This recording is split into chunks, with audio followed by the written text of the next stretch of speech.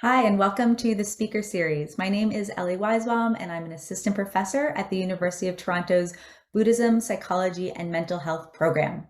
What you're about to watch is an excerpt from my course, Buddhist Perspectives on Current Social Issues, where we invited a series of international guest lecturers to share their perspective on how mindfulness and compassion can inform our approaches to current social issues, both at an individual and systemic level. This series was sponsored by the New College Initiatives Fund, and we really hope that these dialogues can serve to be engaging and informative for the context of your daily life, and that they can help us collectively consider how we can build a more healthy and compassionate society. Thanks for joining us, and enjoy the video.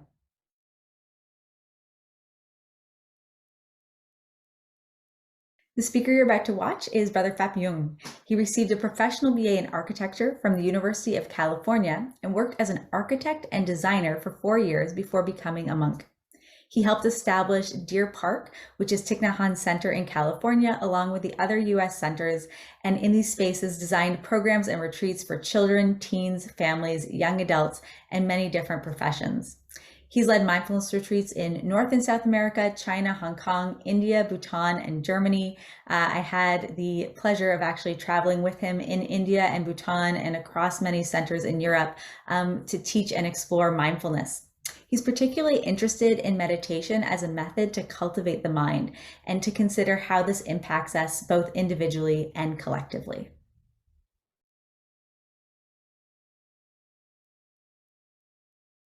Okay, when you're not feeling fresh, you had enough sleep, you didn't eat well, you ate too much donut, whatever, you're not feeling good. And we've all been at our best.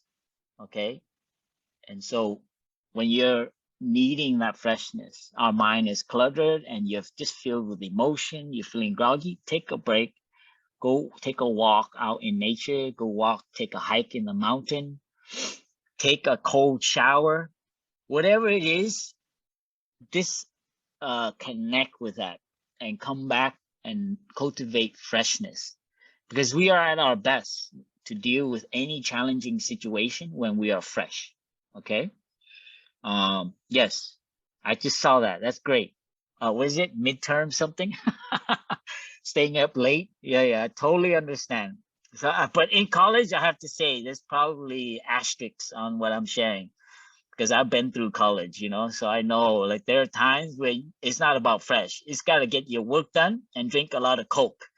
I had to do that. Oh my God, just to make my presentation. So please remember that your freshness, you have to maintain that. And, let's relate it to happiness and suffering. You cannot deal with the things that happen with you in your day if you're not fresh. Present is another word, or finding ways to be resilient. So knowing how to turn the compass within yourself. So in looking at your schedule, your rhythm, how you organize your day, where is you're being depleted, where you're being nourished. So that keeps you're managing your life so that you can have the best quality. Of course, it's not always like that.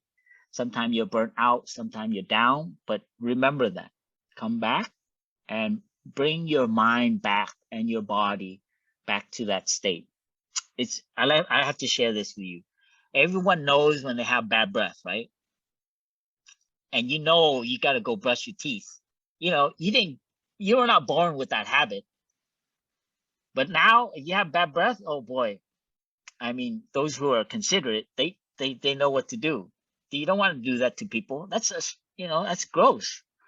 You don't want to talk to people when, especially if they tell you, or after a plane trip, 10-hour plane trip. I go straight to the bathroom before I see all my brothers and sisters. And that's very considerate. And where do we have that habit come from? We know. So it's the same thing with our mind. When we have bad breath mind, go take a break. You don't want to be interacting with people. It's gonna like ruin the atmosphere. You're just gonna create them, they're gonna be, really disturbed by your bad breath mind. Everything that will come out of your mouth will be accusative, be blaming, be, putting them down, putting yourself down. So when you have bad breath mind, please go and brush your teeth. Okay. See the equivalence? And that's why I share with you it's possible, because you already have a habit, but we just don't know what a clear, fresh breath mind is, because we have been educated in a system, a culture that is always thinking and like always busy. And we don't know what a clear mind, a still mind, a non-human realm mind. Take a break and accept yourself. I'm okay. Just follow your breathing, be present. So that's fresh breath mind. Sorry, I make that association strongly because you already have that habit. So you just need to bring it over to the mental brushing part. Restless, anger, irritated, annoyed, blaming, depressed, sad. These are all like, what is it? Calcified brain elements. Thanks for watching the video. We hope you found it engaging and informative. If you'd like to know more about programming in the Buddhism, Psychology, and Mental Health program, or other public series and events that we have coming up, please check out in the description a link to our website and also more about the speaker in this video. Thanks for joining us.